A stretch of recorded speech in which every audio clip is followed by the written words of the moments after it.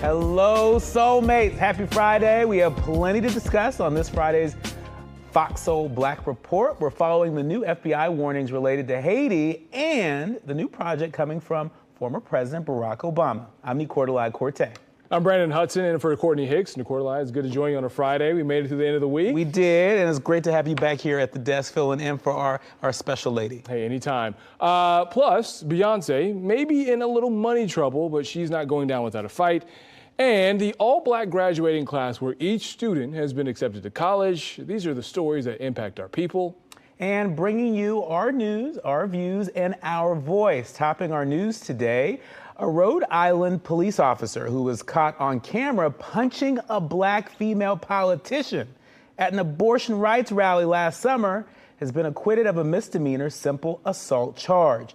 Now it's been announced that Gene Lugo will also keep his job as a law enforcement official, despite many within the department hoping for his employment to be terminated. Instead, he will face a 10-day unpaid suspension. Police Chief Oscar Perez confirmed that news and stated Lugo will undergo training upon his return. Brandon, here we go again with more training. Yep. But to what end?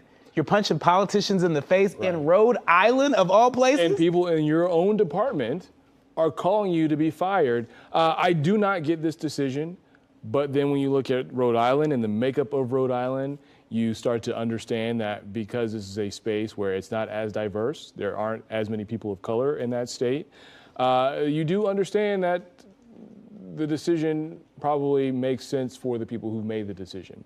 However, if I am someone who is in that department in Rhode Island, I am a person of color, I can't say that I necessarily feel comfortable if I'm in a traffic stop or any kind of situation where that officer is present. And we've got to ask ourselves, who are these police accountable to, right? If you can't be held accountable for punching a politician in the face as a law enforcement officer, if you just get 10 days unpaid leave to go and sit in the corner and think about what you did and then come on back and serve up some more, you know, like, who are they accountable to? You know, do we really want to live in communities where this is acceptable? And, you know, this issue has metastasized across our country. Yeah, it's going to be interesting to see how the chief responds to this, because I can't necessarily think of a situation where if you are a community group or anyone that's associated with a social justice cause, that you're going to be comfortable relying on this police department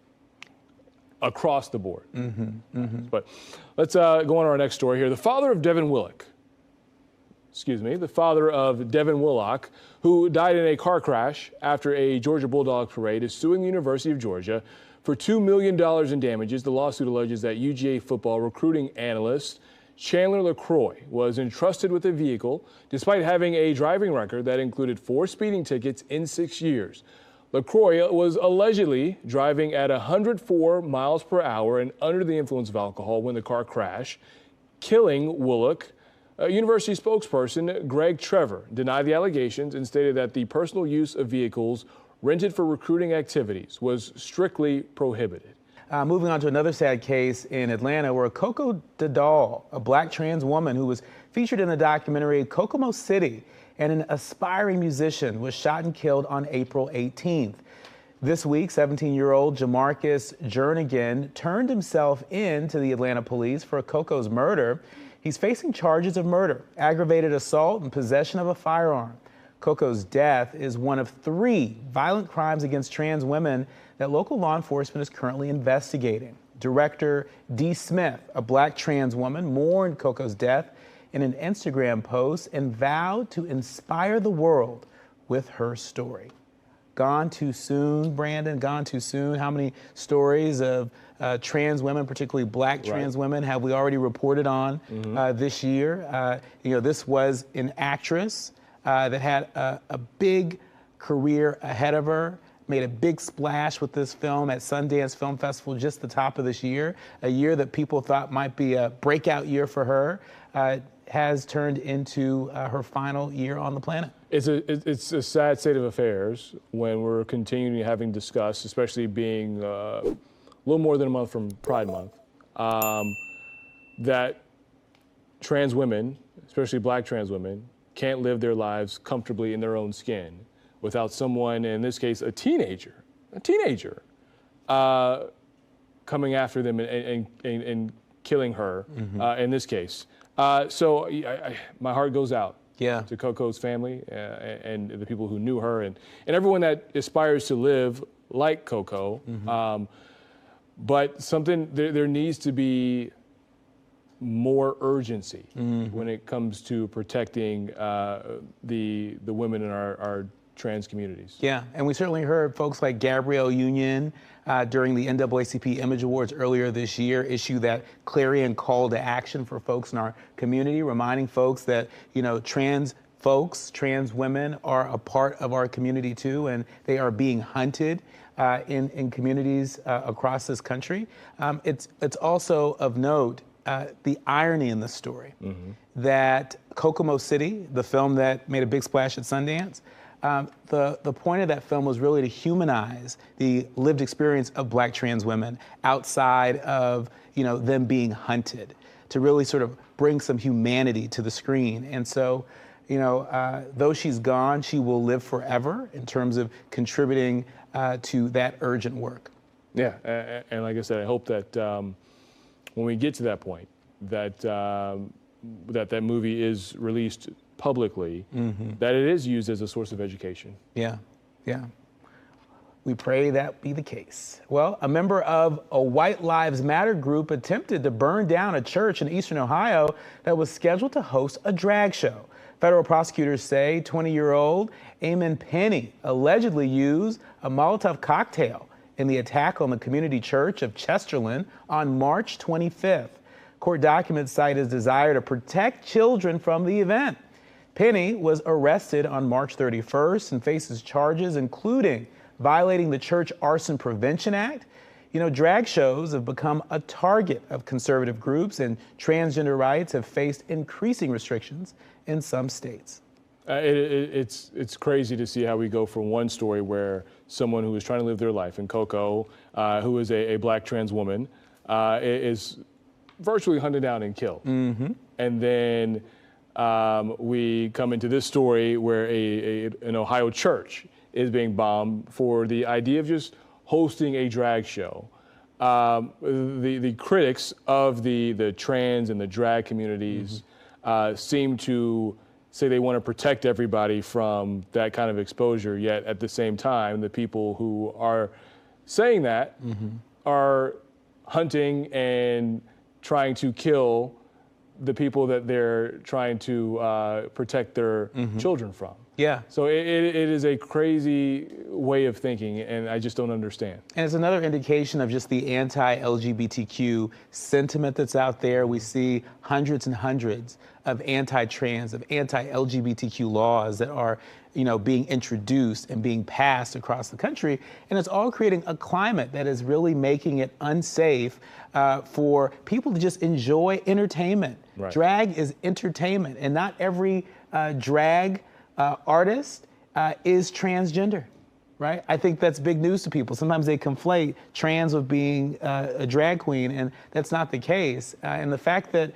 people cannot, safely enjoy entertainment in their communities, without being demonized. I mean, this is a part of what I think is tearing our country apart. And this is another setback because the goal is to educate and expose our young people to people of other walks of life. And we're not doing that because a certain group who feel like it is too risque or too taboo are going to, extreme violent lengths to stop it. All right. Well, 4 Pennsylvania men have been arrested and charged with assaulting a Black Lehigh University student. The student was allegedly called a racial slur, chased to his dorm, threatened with a handgun. Although initially reported as a hate crime, the DA's investigation found no evidence to support the charge. The university is cooperating with the investigation and is pleased that the assailants were charged. Carolyn Bryant Dunham, whose false accusations led to the murder of Emmett Till, has died at the age of 88. Till, a 14-year-old Black boy, was kidnapped, beaten, shot, and thrown into a river by 2 white men after Dunham accused him of flirting with her. Donham's death has sparked mixed reaction on social media, with some expressing outrage that she lived a full life, while Till did not, and others calling out media outlets for using euphemistic language in reporting her passing. This story never gets easy. The story of Emmett Till is still the story of too many black men and women, young boys and girls across the country. And the fact that, the arrest warrant, that was issued for her was never delivered because someone in law enforcement decided he didn't need to do it. Right. It adds insult to injury. It is, it is interesting to see that, I took African American history in college, and we learned about Emmett Till. And it feels like that happened so long ago, even though we see instances of it happening right now. It feels like it happened so long ago, but to know that the woman who was involved just now passed away really puts things into perspective. And given that Till had just come out, the movie had just come out, it's a brilliant movie, by the way. But to see, what has happened, and I know Black Twitter's not going to let her, even her spirit probably live on in peace. It's just a fine line because, one, you're always told you don't talk ill of the dead, but at the same time, the transgressions of the people who have passed away sometimes leave large emotional scars. And the fact that it just keeps happening. How many stories have we reported on here on FOXSOUL's Black Report, of young people? I mean, even just think last week, think last week of the young man in Kansas City, Missouri. Ralph Yarl. Right? Who was just knocking on the door to pick up his siblings, right? And gets shot in the head and shot in the arm, right? There's another story we reported on, of a man in Mississippi, who was dismembered. So every time we see those stories, we can't help but think about the tragedy that happened to Emmett Till and the people that enabled that to happen, being this woman right here. And so Black Twitter got it right. Yeah. All right, so let's talk about WNBA star Brittany Griner. She said in a news conference that she will not play overseas again unless it's for the U.S. national team. Now, Griner was released in December after being detained in Russia for 10 months. She spoke of her experience and concern for other Americans being detained internationally. She also spoke of her return to the elite level of the WNBA after being away from basketball for such a very long time. The Phoenix Mercury Center has been a member of the U.S. national team for a long time. She's won gold medals at 2 Olympics and won 2 World Cup competitions. Hopefully, and this is wishful thinking here, but you would hope, seeing this, that the WNBA or someone can, offer our American women some sort of pay so that they don't have to rely and consequentially put their lives in danger in another foreign country. But, the crazy thing is, here in America, our WNBA players are paid very low 6 figures. So they have to go overseas and to make a living that will help them feel financially secure. You would hope that what happened with the pay scale for the U.S. women's national team in soccer can happen for the women that are in the WNBA.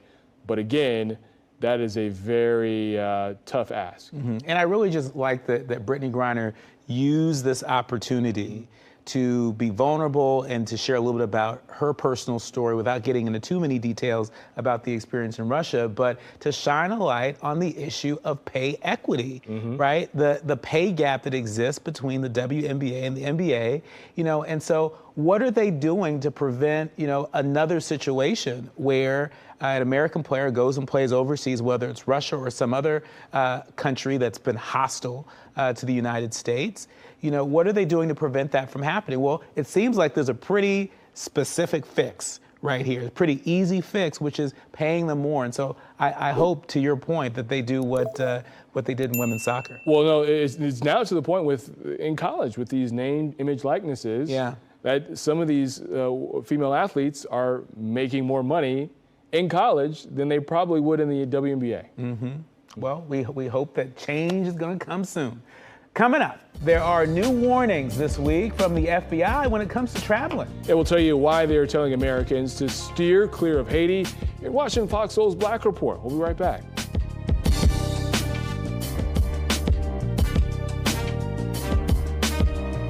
Welcome back to Fox Soul's Black Report. It's now time to get into some international headlines. The CDC is relaxing COVID-19 restrictions on international travelers who've received at least a single dose of Pfizer or Moderna vaccine on or after August 16th, 2022. So this change comes as the national public health emergency is set to expire next month. The CDC's new rules do not apply to U.S. citizens, lawful permanent residents, or immigrants. Dr. Anthony Fauci has urged the country to, quote, move forward from the public health emergency while still maintaining resources to help those who are infected. So it's crazy to believe that this was 3 years ago now, that we were all in our homes and we had very limited exposure to other people. But to see that there are still restrictions that are still being peeled back, it's also still a reminder that COVID has not gone away. I don't know if it will ever go away, but we have to at least live our lives, but also take those precautions. Yeah, and who would have ever thought, I mean, thinking back to some of the darkest days of the pandemic, who would have ever thought we would hear Dr. Anthony Fauci say it's time to move forward? Right. Right. I mean, this really feels like the day that so many of us were waiting for. And, you know, it's not lost on us that we lost over 1 million Americans. You know, we lost millions of people around the world to this pandemic. Those were really scary times. And so, you know, it's good to see a little bit of light at the end of the tunnel. Yeah. So this should be, I want to say it feels like a new day. And I hate to use the term new normal, but I don't know if we'll ever get back to a point where we fully feel comfortable, but I'm at the point now where I do feel more comfortable than I did, even last year or the year before that. Yeah. I mean, I still carry my mask with me, but I find myself slipping it on few and far between. Yeah. Well, the FBI has issued a warning to Americans against traveling to Haiti due to the increased violence and kidnappings, which has risen by 300% over the last year. The FBI cited the case of an American couple who were kidnapped in March while visiting the country and had to pay a ransom of $200,000 to be released. Haiti has seen a rise in violence and insecurity, with criminal gangs taking control of an estimated 60% of the city of Port-au-Prince. In a recent report, the United Nations Secretary General Antonio Guterres described the situation in Haiti as, quote, one of the worst human rights crises in decades and a major humanitarian emergency. It's sad for a country like that to have to go through so much between the uprising that's there, the earthquakes that are there, the poverty that is there. The recent assassination of their president? It really puts things into perspective, how well, and even on your worst day that we may have it here, it's probably never going to get as worse as it is down in Haiti. For visitors to have to spend more money than they ever anticipated just for their freedom is just a scary thought. Yeah, and why isn't the world rallying around Haiti more, right? We know that, Haiti was, one of the first countries in the hemisphere, that where black folks led a rebellion, that led to, independence from colonialism. And it feels like, in terms of, foreign policy directed towards Haiti, that they're sort of paying a price for that, right? How many other countries do you see a president assassinated? Do you see a series of, both man-made and, natural disasters that take place? And we don't really see the world rallying around Haiti the way that they need it right now. And, Haiti is a part of the black diaspora. We have, black family members that are there in Haiti. And it's got to be really painful to, our friends and family members who aren't going to be able to go home anytime soon because it's so unstable. I know that there are several, congressional leaders who do represent Haitian communities. So maybe, hopefully, it would be up to them to, try to at least propose bills or propose some sort of plan to support what is going down in Haiti and help out the people who are in less fortunate situations. Because we see it happen with Ukraine, we see it happen with other European countries. We just don't see it happen with countries in our Caribbean that we love to, in other situations, maybe visit. But at the end of the day, when we see things going bad, we'll just, that's not my problem. Well, we'd love to have them on here to talk about it. Yeah. All right, so according to reports, Americans stranded in Sudan due to the ongoing violence feel abandoned by the U.S. government.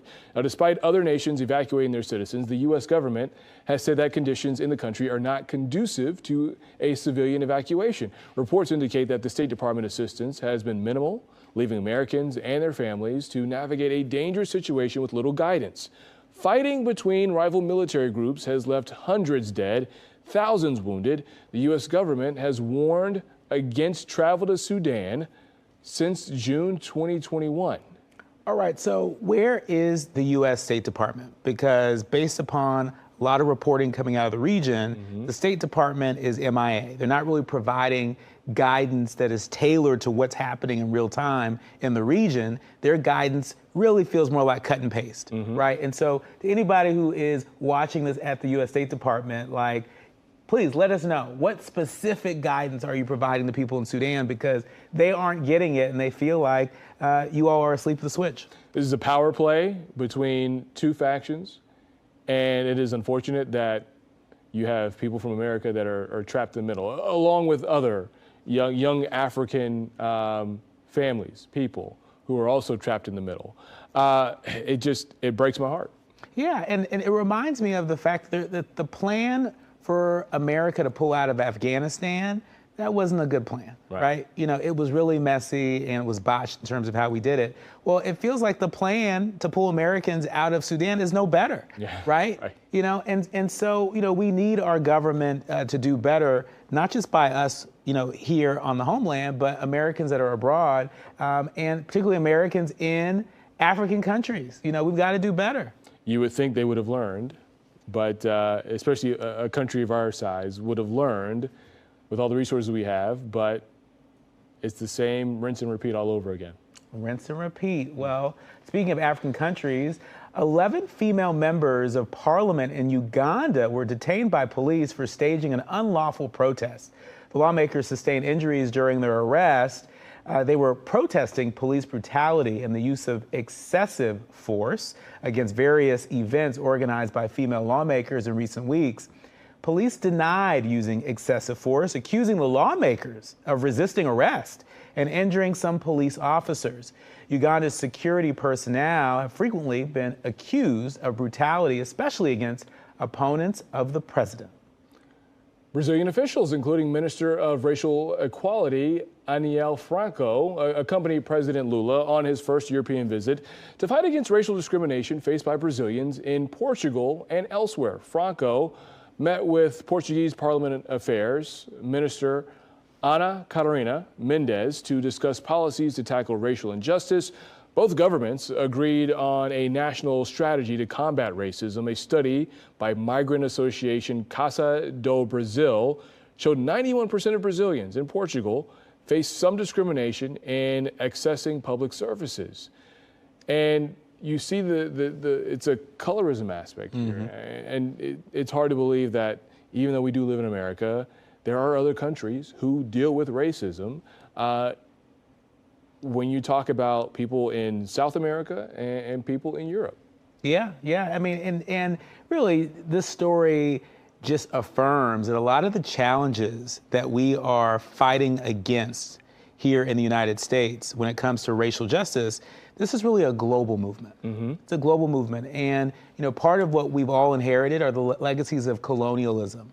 And so it's great to see that, you know, the sister of the black councilwoman that was killed in Rio de Janeiro, that she's channeling the pain of that loss into purpose. And she is pushing the sitting president to do right by his pledge to advance racial justice in Brazil. I hope that it's the seeds that they're planting are fruitful and there are changes that are noticeable, because as with other countries, and we see it here, the push to end racism, there's a lot of talk, but at some point, talk has to turn into action. That's right. That's right. And where is the money? Where are you investing? Right. Who are you investing in? What leaders are you supporting?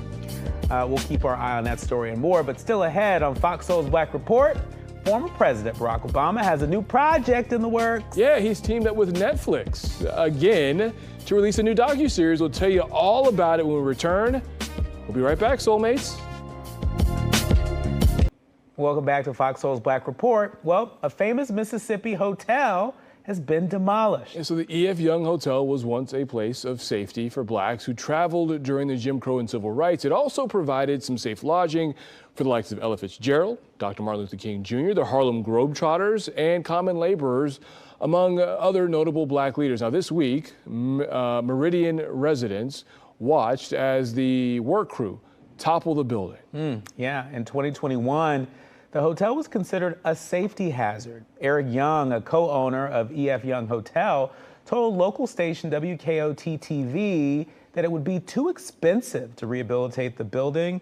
And he's not alone. There are a lot of buildings that have historical value across the country where folks just can't afford to rehab them. Yeah, I hate to see a piece of history have to go away like this because I think it reminds people of the past that we have come from, especially in the South. And I think, being a Southerner and born and raised in the South, I think, in some ways we are still dealing with the scars that come from racism and segregation. And I mean, it happens in other states all across the country as well. But I feel like in the South in particular, there's still that sense of we need to understand our history, where we came from, so it does not repeat itself. And you were born and raised in Montgomery, Alabama, right? I was, yeah. And so I think Alabama, and we've talked about this before, they've done a great job of embracing their past and welcoming people. Because I remember growing up, you'd always find maybe the occasional person who was, visiting and asking where the Edmund Pettus Bridge is. And, I was, an hour away from Selma, so you could tell them where it was. But, now they've built museums, Rosa Parks Museum, EJI. So it is great to see a city like that is steeped in racism, embrace its past and educate people. Yeah, you're right. I've been to that museum. It's really something else. You know who else is something else? Former President Barack Obama. He's teaming up again with Netflix for a new docuseries following the lives of American workers. The documentary is a four-part series. It's narrated by former President Obama.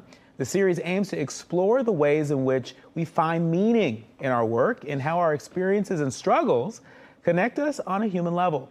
He's also looking to find out what exactly makes a good job good. Working What We Do All Day premieres May 17th on Netflix. How surreal that we live in a world now where a former president of the United States is making docuseries and documentaries, and he's got an imprint. Both he and the former First Lady have an imprint in media. Her podcast is amazing. Her book was amazing. But to see the president working with a company like Netflix, usually, George W. Bush, he's kind of faded out of the limelight. Bill Clinton was faded out of the limelight simply because, he was, he was back in the limelight because his wife was running for president. Donald Trump, we won't go there because he's got his own set of, troubles at this point. Indictment. But, and even Jimmy Carter and H.W. Bush before he passed away, they kind of faded out of the limelight. But you see former President Obama doing a lot of things to educate our country. And he's not just doing it in a travel to city and speak, but he's doing it in a, a way that reaches the masses through Netflix. And I think part of it is because he is a younger former president than other former presidents. And so I think that makes a difference. He was sort of the first, sort of president in the media landscape that we know today, right? And so, social media and the advent of streaming services all sort of happened on his watch, right? Yeah. And so it's just good to see him leaning into it, and he's not waiting till, his presidential library is built to put, all of these sort of, innovative ideas there. He is starting now, and we love to see it. So we've seen Obama do something post his initial career. Another person who's done that very well is Ice Cube. He is working on a new docuseries.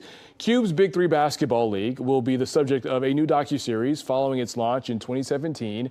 And its rise to popularity in the years since. The series will dive into the creation of the Big Three, one of the fastest growing new sports leagues in the United States, and its journey to rivaling the NBA. Since its formation, Big Three has earned the honor of being the first Black-owned and operated professional sports league. It is also the first league to have female coaches within a male sport, and icons like Lisa Leslie taking on coaching duties.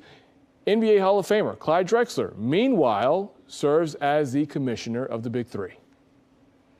There was an emotional moment on stage just minutes before the draft started. The NFL welcomed the families of the 3 UVA football players who were shot and killed after a class trip last November. Welcome to the NFL family, Deshaun Perry, Lavelle Davis, and Devin Chandler of the University of Virginia. Commissioner Roger Goodell recognized Deshaun Perry, Lavelle Davis Jr., and Devin Chandler as honorary draft picks. Each family received jerseys with their son's favorite team. So I hate that I missed the beginning of the draft and I missed that as it aired live. But for all the maybe missteps the NFL has, they know how to get it right.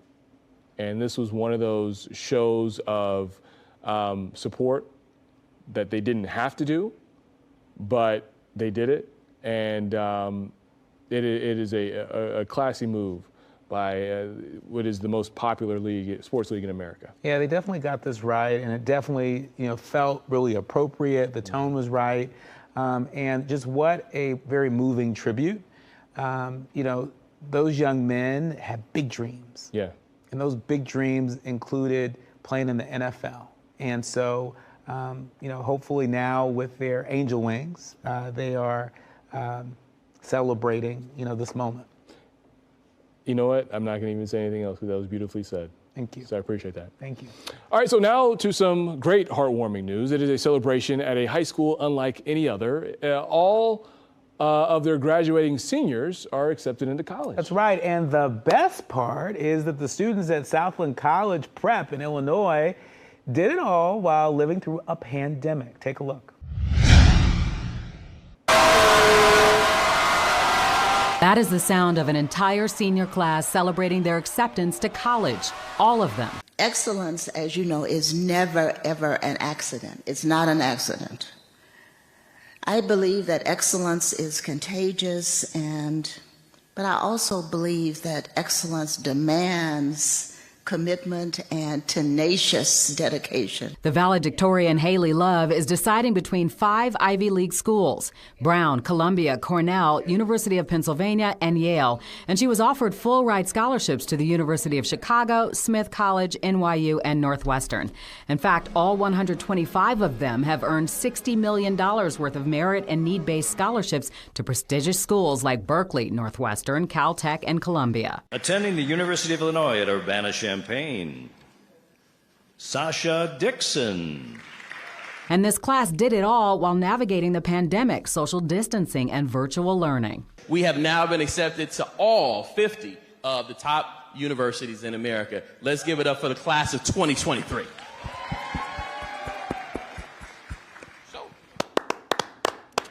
We love to see it. Yeah, that is very impressive, especially given all the challenges that we saw during the pandemic.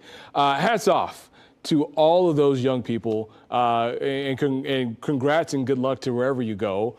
But we need to normalize images like this again, too, especially when you have so many young Black men and women who are, highly educated. They are go-getters, and they're doing what's best for their futures. And they are such a powerful demonstration of why we do this show. Yeah. That story, should be running on every platform, right? They represent what's possible and what is happening in communities across the country. And look, we've been talking about the dark days of the pandemic. That pandemic wasn't easy. There are a lot of people that didn't make it out of that pandemic the same. And so the fact that even, with those pandemic headwinds blowing their way, that they were able to finish strong and that they're all going to college, I think it's terrific. All right.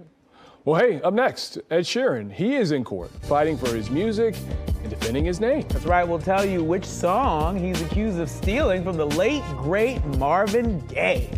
You're watching Fox Soul's Black Report. We'll be right back. And welcome back to Fox Soul's Black Report. It is time now for our celebrity and entertainment headlines. That's right. And on Fridays, we like to have a little more fun with these stories. So here to join in on the conversation is the very funny Mike Mizzle. Welcome to Fox Soul's Black Report, brother. Thank you. Welcome. Thank you. All right, let's get right into it. So, Mike, we're going to have you listen and read along with these stories with us, and then we're going to get your opinion on it. First and foremost, let's talk about Beyoncé. She is challenging the IRS in court. The 41-year-old singer is pushing back against an almost $2.7 million tax liability for the years of 2018 and 2019. That's right. The IRS is also charging her interest for those back taxes she allegedly owes. Beyoncé says that she properly reported her income and deductions, and if any additional taxes are owed, there should be no penalties. Now, both 2018, 2019 were lucrative years for the songstress. She headlined Coachella. She toured with her husband, Jay-Z. She voiced Nala in the Disney's Lion King. So, Mike, it shows that nobody's above their taxes. But let me ask you what you think about this story here. I feel like after they did the Wesley Snipes, I think Beyonce might want to just go ahead and cut that check. It stemmed from $800,000 charity deduction that she gave, and they didn't approve it. The IRS didn't approve it. So it kind of got rejected. And then later on, they said, well, you know what? We need $2 million in fees. That's extensive. So I don't know. I don't think she should have to pay if she did it the right way. But at the same time, I think what they did to Wesley Snipes, I think just cut the check. I mean, it's $8 million. You got that. She got it. She got it in her purse. So you say she got it. She got it. She got it in her purse. Well, somebody who may not have it in his purse because he doesn't have a purse, the copyright infringement trial for Ed Sheeran is heating up as he's accused of stealing music. So plaintiff Catherine Townsend Griffin, she claims that Sheeran's song Thinking Out Loud rips off Marvin Gaye's Let's Get It On, which was co-written by her father, Ed Townsend. Sheeran denies allegations that his song is a ripoff. Mike, what do you think? Have you heard these songs back to back lately? Yeah, I have. Ed Sheeran needs to learn from Pharrell and from Robin Thicke. The Gaye family, they're like the Gambinos of copyright music. You don't play with their music. Like if they hear Marvin Gaye's flute in the background, they're like, that's Marvin's flute. Right. I know Marvin's flute when I hear it.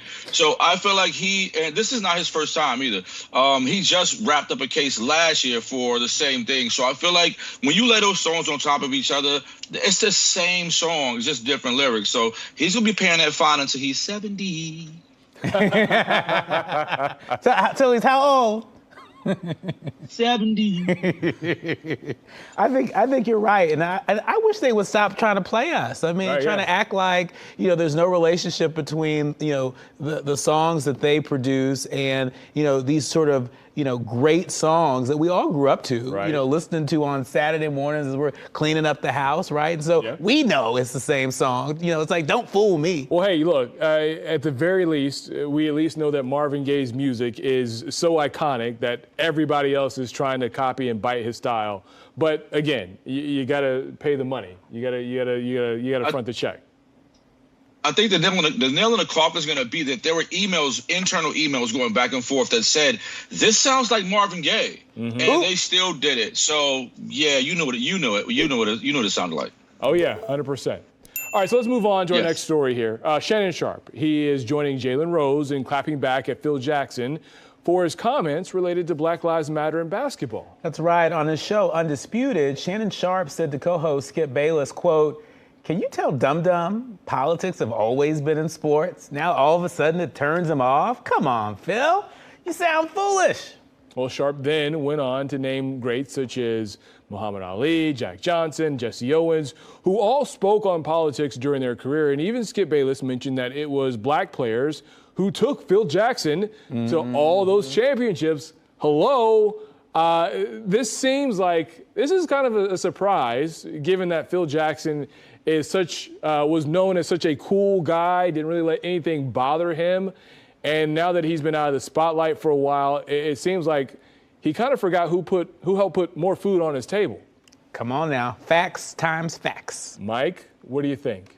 I don't think he forgot. I think that there are certain celebrities, right, that are our counterparts that we give a pass to, that we kind of incorporate as welcome to the cookout. And I think Phil was welcome to the cookout, but I don't think that he is any different than he was before.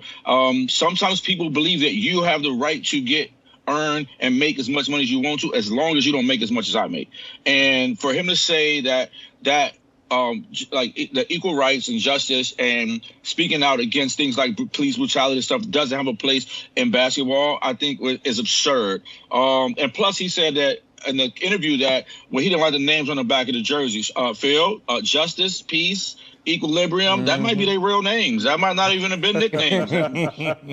Hey, these days you never know. You never really know. Yeah. But it just seems like when you have every league in America recognizing that we need to stand up for injustices in the black community, because there are a lot of people in the black community who watch us, it seems tone deaf for them to just kind of, turn their shoulder. So I do appreciate, what the NFL has done, what the NBA has done, and WNBA and several other leagues in recognizing, at least, putting those words out there.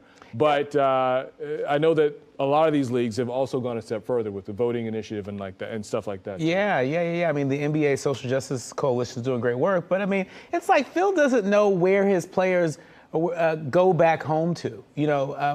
These are folks that are still part of our community. They still come home for holidays. They still come to church when they can come to church, and so it's crazy. That there is such a disconnect between the Phil Jackson that we recently heard about and the Phil Jackson that we grew up watching coach Michael Jordan. What do you think, Mike? Exactly. I feel like our relationship to Phil was through Michael Jordan and through Scottie Pippen. So we got to see a Phil that was comfortable in those types of arenas. But everybody knows that people are different when they leave work. And it's oftentimes it doesn't bother them. It's not their responsibility. Privilege allows you to not care about things that don't impact you. And so because it's not hitting home for him, then it shouldn't be something that he should have to deal with during his basketball game. And I think that that's an absurd stance to have as a 6-time, 7-time ring winner off of the backs of black athletes. Very true. Well, moving along, celebrity marriages end all the time. But there's one in particular where pretty much everyone is on the wife's side. We're talking about Nick Cannon and Mariah Carey. Now, on his podcast, The Daily Cannon, Nick said that he wants people to consider the fact that maybe, just maybe, Mariah fumbled him. Now, you may remember Nick and Mariah divorced in 2016 after being married for 8 years, having twins, Moroccan and Monroe. And Cannon says that many fans assume that he messed things up. But he says that he was there to support Mariah and that things just didn't work out. Mike, let me get your opinion on this one. I think that Mariah Carey realized that Cannon was going to be going off a lot lately, and she did not want to be walking around looking like she was carrying pit bull puppies. So I think Mariah just got out of there And, you know, and I think Nick gets a lot of bad press because of his decision to have children with multiple women. And it just goes against what we believe is the standard for marriage in this country, and what we're programmed to believe is how the right way to do things. I don't think either one of them fumbled the bag. I mean, Mariah Carey, she owns Christmas, so she'll be fine, you know. And she also, you know, she's getting up there a little bit. So, you know, maybe she doesn't want to be out in the press. Nick is very present. Nick is very vocal on certain topics, and that just may not have been for her. So if that's what she chose, or however they parted, whatever the case may be. But I think Nick has been really, really vocal about everything that goes on with his love life and with his marriage and his kids. So I'm gonna side with Nick and say that if he thought he fumbled the bag, he would say so. But I don't think he did. I think that, you know, I think it was a what do they call it now? Conscious uncoupling. Conscious uncoupling. You know, I mean, do you think maybe even Nick was too far outside? I mean, clearly he was really outside, and Mariah Carey, you know, very much inside. You know, but how much of the talking about their relationship so publicly do you think sort of did them in? I think sometimes people may overshare. Do you think that might have been a part of the equation that led to their decoupling? Well, I think we forget that Mariah has her own baggage. Mariah has her Tony Mottola baggage. Mariah has other things that come with her as well that would make it difficult for a husband to be able to support her in a lot of things that she has going on. Well, I think we forget that Nick also has an illness that he's been dealing with and he's been vocal about. And sometimes it's really difficult for people to, especially for Black men and interracial relationships. It's a lot of times hard for interracial spouses to be able to support them through those types of challenges. So I don't want to make it seem like, oh, Nick was difficult, but because they both have their own separate baggage that they brought to the table. You said interracial relationships? Yeah, that's what I said. but they both Black. Are they though? Well, I mean, you know, I meant celebrity relationship. Let's say celebrity relationship, because Mariah is Black. She is Black. That's right. Most times. Yeah. Our soulmates are gonna have to sound off on this one. Hey, Mike, I had to get a soulmate. You know, I got to get a soulmate something to go on. Well, and we appreciate that. You are off to the races, Mike. We appreciate you joining us. Before we let you go, what's new with you? What can fans expect from you this year? Next, I mean, I'm just doing shows around town. Of course, I do a lot of the stand-up comedy and stuff in Hollywood. So they can see me. Go to my Instagram page, MikeMizzel. They can come out and see me at all of the most popular spots. I'm hosting a comedy show right now, and I have a podcast that I do called Social Distractions. So they can come over to my page and catch up with me and see and look at pictures of my French Bulldog. All right. All right, brother. We appreciate you, brother. Have a good one. Have a good weekend. Not a problem. Thank you. Thank you. All right, well, there's more Fox Soul Black Report coming up after the break. Identical twins, Genesis for Black excellence. We're going to tell you the story behind how these two earned valedictorian and salutatorian at the same school. Welcome back to Fox Soul's Black Report. We want to introduce you all to the identical twin sisters who are taking Black girl magic to a whole nother level, y'all. Yeah, so we're talking about Maya and Madison Glover. They're from Toledo, Ohio. They're celebrating having been named their high school's valedictorian and salutatorian this year. And get this, both girls will graduate high school with 2 years of college credits already under their belts. That's right. Maya is the valedictorian and Madison is the salutatorian for the class of 2023 at Toledo Early College High School. Now, both of them earned a 3.9 GPA with only a difference of just a few decimals.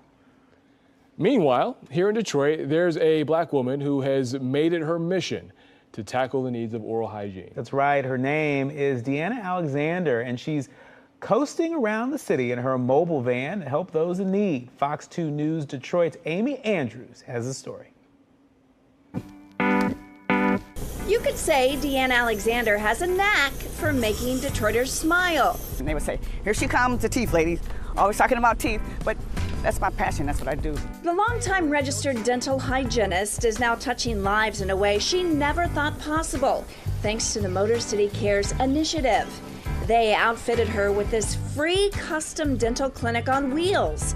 The initiative, supported by the Delta Dental Foundation and the Ford Motor Fund, is aimed at uplifting minority businesses and bringing high-quality mobile oral health care services to people who need it. I serve the underserved population. I started in the Southwest Detroit area in Mexican Town, and we go there in that community because there's a large population there and they are in need of care.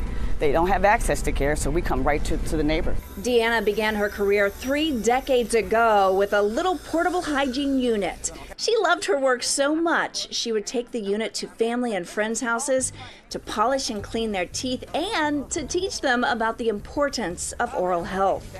Now the mobile dental suite allows Deanna to live out her dream while balancing her busy home life. And I started this back in 2008. I have a son. He's born in 2007, and I didn't have a babysitter. So with me being a hygienist, I could work in various offices. At the end of the day, she says she is extremely grateful for the opportunity to help people live longer, healthier lives, and to give them more confidence. I get a chance to meet fun people like you. I get fun kids on the van. I have nice fun toys for them to play with, and just getting people involved in dental care and how fun it is. It's not to be afraid anymore. Well, hey, it's great to see a need for the people go to the people. That's right. I'm Nicolai Corte. And I'm Brandon Hudson in for Courtney Hicks. And on behalf of everyone here at Fox Soul's Whack Report, have a great weekend and stay lifted.